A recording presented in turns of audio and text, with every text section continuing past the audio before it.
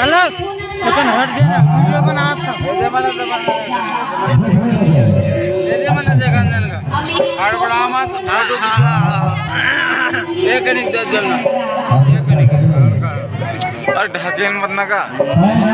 बेकार हड़बड़ा था हड़बड़ा हट हट साइड साइड साइड प्लीज जय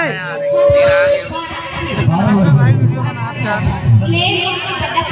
चालू हुई वीडियो बना दे बना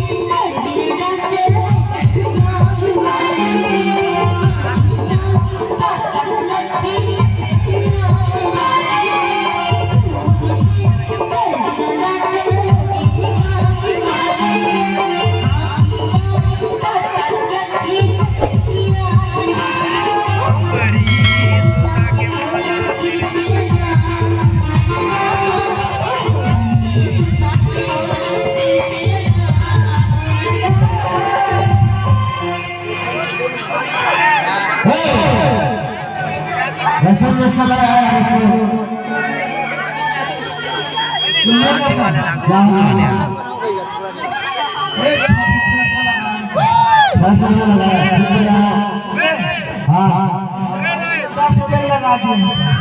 उसको कोई बात नहीं ठीक है एक गलती हो गया सर क्या गलती हो गया मां का सब्जेक्ट देख रहे मनवा हो गए अरे पागल है सर लगा कर लगाओ हां मां का सब धोखा से कैसे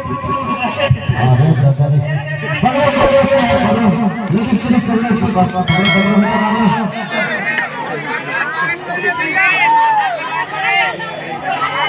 अच्छा अच्छा ठीक ठीक इससे चलो ठीक है कोई बात नहीं अरे यार आप फटो ना हाँ फटो है आपको तो बिल्कुल ठीक है आपका क्या कर रहा है पानी डाल रहा है ना टेंशन मत लो सुना नहीं ठीक है अभी दिखा रहा हूँ